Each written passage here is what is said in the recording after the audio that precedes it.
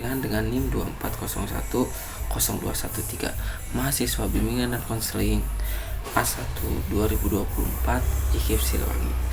Pada kesempatan UAS mata kuliah BK Murti Budaya bersama Bapak Dr. Dedi Junaidi, saya akan mempresentasikan 3 soal yang saya pilih, yaitu soal 1, tentang perundungan berbasis identitas.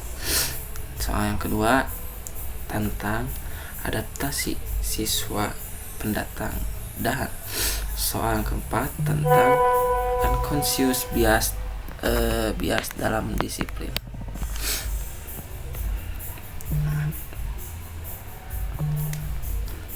Oke, di sini soal nomor 1. Soal pertama membahas tentang perundungan berbasis identitas. Kasusnya adalah seorang siswa pindahan dari daerah pelosok yang kerap diolok-olok teman sekelasnya karena aksen bahasa daerahnya yang kental dan latar belakang sukunya yang minoritas. Hingga akhirnya ia menarik diri dan menolak berbicara di depan kelas. Ada 3 pertanyaan yang perlu kita jawab dalam kasus ini. Nah, oke. Pertanyaan pertama, bagaimana konselor mengidentifikasi akar prasangka yang memicu perundungan? Nah, ada 4 langkah yang bisa dilakukan. Yang pertama, asesmen dan wawancara. Asesmen dan wawancara mendalam dengan siswa korban untuk memetakan waktu, lokasi, dan siapa pelakunya. Nah, yang kedua, menggunakan sosiometri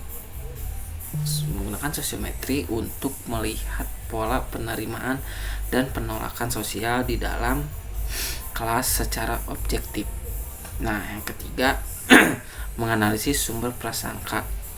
Apakah berasal dari encounterism, social learning, dari keluarga atau media, atau in-group versus out-group bias. Nah, yang keempat itu mengadakan FGD bersama guru dan wali kelas untuk menggali iklim sekolah secara menyeluruh.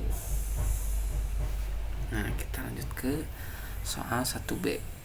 Nah, pertanyaan yang kedua, strategi intervensi untuk mengkonsumsi stereotip pelaku tanpa mempermalukan mereka.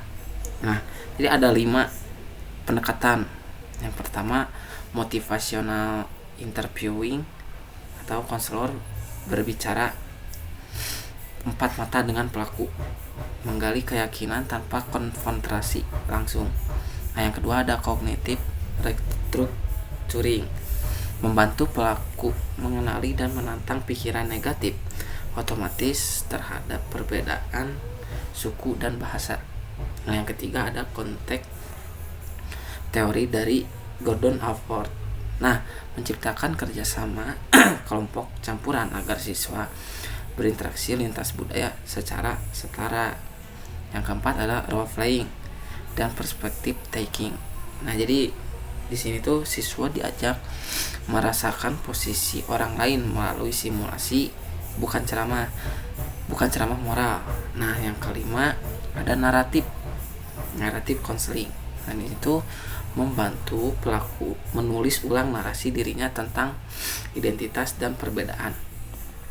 Oke, yang lanjut kita ke soal 1C. Pertanyaan ketiga, langkah sistemik untuk mengubah budaya sekolah agar perbedaan dialek dihargai secara kekayaan bahasa. Nah, konselor bisa melakukan 4 hal. Yang pertama ada advokasi kebijakan atau mendorong sekolah membuat aturan anti perundungan berbasis identitas yang jelas dan tersosialisasi. Nah, yang kedua menyelenggarakan Pekan Budaya Nusantara. Nah, ini tuh merayakan keberagaman dialek dan tradisi daerah agar perbedaan jadi kebangsaan bersama. Nah, yang ketiga mendorong kurikulum multikultural bersama guru. Dan yang keempat, memberikan pelatihan guru serta mengangkat siswa dari berbagai daerah sebagai duta bahasa sekolah. Oke, lanjut sekarang kita ke soal yang nomor 2. Beralih ke soal nomor 2 tentang tantangan adaptasi siswa pendatang, yang kasusnya seorang siswa pindahan merasa sangat tertekan karena gaya bicaranya yang lugas, yang di budaya asalnya adalah bentuk kejujuran. Nah, justru itu dianggap tidak sopan oleh guru di sekolah barunya. Nah, jadi ini adalah bentuk nyata culture shock yang kalau dibiarkan bisa berkembang menjadi krisis identitas bahkan depresi. Nah, soal yang 2A ini bagaimana konselor membantu siswa melakukan akulturasi tanpa krisis identitas. Nah, jadi ada 5 pendekatan kunci. Yang pertama ada bicultural identity integration. Nah, itu di sini tuh siswa tidak perlu memilih satu budaya. Ia bisa memiliki keduanya secara harmonis. Nah, yang kedua, naratif terapi. Naratif terapi ini mendorong siswa melihat budaya asalnya sebagai kekuatan, bukan beban gitu. Nah, yang ketiga, ada peta identitas budaya. Aktivitas reflektif memetakan nilai dari 2 budaya. Yang keempat, membangun support system dengan teman berlatar serupa. Nah, yang kelima, reframing. Dari saya berbeda dan salah menjadi saya kaya karena punya 2 perspektif. Oke, lanjut ke soal 2B. Yang di sini ada soal 2B dan 2C. Bagaimana mengedukasi pertanyaan yang 2B. Bagaimana mengedukasi staf sekolah? Konselor bisa mengadakan workshop culture communication awareness yang dimana menjelaskan bahwa gaya bicara langsung atau tidak langsung adalah perbedaan budaya, bukan soal moral baik atau buruk. Nah, selain itu bisa melalui studi kasus anonim, panduan praktis komunikasi lintas budaya, dan sesi konsultasi rutin bagi guru. Lalu pertanyaan 2C, ada teknik konseling untuk culture shock. Nah, yang pertama ada psikoedukasi model Albert, yang dimana bahwa culture shock adalah proses normal dengan tahapan dari honeymoon, frustasi, hingga adaptasi. Nah, yang kedua ada CBT untuk mengganti pikiran negatif. Nah, yang ketiga ada expressive art therapy. Itu tuh jurnal atau gambar untuk mengekspresikan perasaan. Dan yang keempat ada peer mentoring, atau memasangkan siswa dengan teman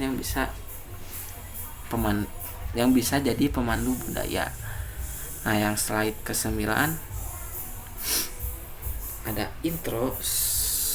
Soal nomor 4 nih. Soal yang terakhir yang saya bahas adalah